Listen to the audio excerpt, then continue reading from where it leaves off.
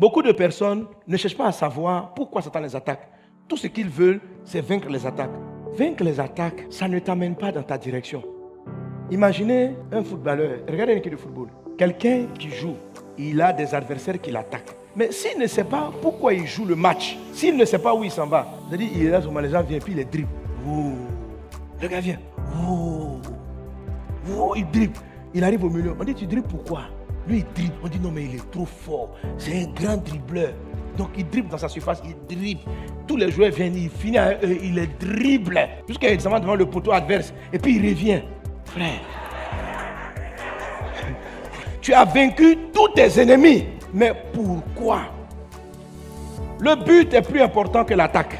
Le but te donne une manière d'aborder les pressions que tu subis. Si tu ne sais pas pourquoi les sorciers te poursuivent, ça ne sert à rien de les vaincre réellement. Parce qu'ils vont revenir. Les sorciers veulent t'empêcher de faire quoi? Le célibat chronique là, les démons des maris de nuit qui partent ton mariage là, c'est pourquoi? Donc qui es-tu? Quel est le but? C'est quoi le but? Si tu connais le poteau adverse pour marquer le but, tu vas comprendre pourquoi il s'oppose à toi. Et quand tu vas le dribbler, tu vas savoir où partir. Mais vous cherchez les démons sans savoir. Elle dit, je l'ai dribblé. Oh, il m'avait attaqué la maladie, je ne suis plus malade. Alléluia. Et puis tu tournes le ballon encore. On dit pourquoi? On dit, le but c'est de ne pas être malade. Le but n'est pas de ne pas être malade. Le but c'est que pour qu'on nous donne la santé. J'ai la santé pour faire quoi? Galère arrive, galère arrive, galère. J'ai dribblé galère, j'ai dribblé galère. J'ai dribblé galère, j'ai dribblé galère. On dit, tu as dribblé, puis tu chantes. Galère. Oh là là, parce que alléluia, Dieu est bon. Mais tu vas où? Dieu est bon. Galère revient. Galère, on dit galère est derrière toi. Oh, dribblé. Un jour, galère va te masser. Un jour, galère va t'arrêter. Arrêtez d'être là seulement. Les sorciers m'attaquent, les sorciers m'attaquent. Ils t'attaquent pourquoi? Qu'est-ce qu'ils ont contre toi? Qu'est-ce qu'ils ont vu? Et je le répète chaque fois. Arrêtez de chercher constamment des gens pour vous expliquer vos cauchemars. Le but n'est pas le cauchemar, le but est ton rêve. Qui es-tu? Où tu vas? Pourquoi tu fais l'objet de tant de guerres? Pourquoi tu fais l'objet de tant de problèmes? Pourquoi la vie est compliquée sur toi? Une fois que tu as trouvé pourquoi la vie est compliquée sur toi, au moins tu sais maintenant que bon, quand je vais le dribbler, je sais où je vais et je prends une direction. C'est ça qui est important et ça c'est ce qu'on appelle les projets de Dieu. C'est pour ça qu'on t'attaque.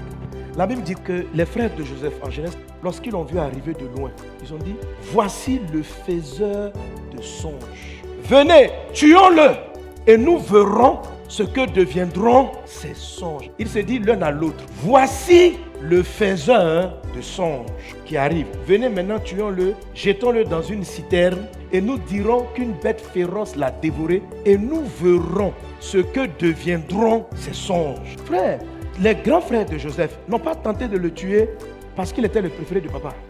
Ils n'ont pas dit venez, tuons-le pour que l'héritage nous revienne. Comme c'est le préféré de papa, il risque de prendre tout l'héritage. C'est pas pour ça. Effectivement, papa pouvait lui donner l'héritage. Mais à l'époque, les gens savaient la valeur d'un songe. C'est nous qui les sous-estimons aujourd'hui. L'enfant dit j'ai vu, c'est un rêve, c'est même pas réel. Il dit j'ai vu, j'étais votre patron. On dit quoi, tu as vu, tu es notre patron? Pour eux, là, ça veut dire qu'il va finir par devenir patron. Ils ont plus peur du rêve que les projets de papa de lui remettre tous les biens. Donc, la puissance qui s'acharne sur toi à cause d'un rêve que tu as reçu, tu n'as aucune idée. Un jour, tu as rêvé, tu étais dans l'avion. Satan veut te tuer à cause de ton rêve. Parce que le rêve voulait dire que tu allais être propriétaire d'une compagnie d'avions, de la poussière au sommet. Et le songe a la puissance pour orienter ta vie, pour te faire dribbler tous les pièges, pour te faire sortir des forces. C'est ce que Job 33 explique, jusqu'à la réalisation du rêve. Alors, quand Satan arrive à te faire oublier le rêve, ta vie commence à aller en désordre. La Bible dit, quand il n'y a pas de rêve, le peuple est sans frein. C'est-à-dire, tu vas à gauche, tu vas à droite, parce que tu as oublié quelque chose. C'est pourquoi il dit, Dieu parle par des songes, mais l'homme ne fait pas attention. Sinon, Dieu t'a parlé, mais tu n'as pas prêté attention.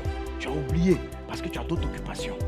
Le rêve est venu, et l'attaque aussi s'est mise en place pour t'empêcher de marquer le but. Et maintenant, toi, tu vois les attaques, mais tu ne sais pas pourquoi on t'attaque, parce que tu as oublié le rêve pour lequel on t'attaque. Tu vois que depuis là, tu n'arrives pas à avoir un enfant. Tu ne sais pas pourquoi. Tu te dis, il y a un mari de nuit qui m'empêche d'avoir un enfant. Mais qu'est-ce qu'on a vu sur toi? C'est ça qui est le plus important. Je déclare dans le nom de Jésus que ce rêve revienne à ton esprit maintenant dans le nom de Jésus. Que la vision de ta destinée soit claire dans ton intelligence dans le nom de Jésus. Donne un bon amen à Jésus. Alléluia.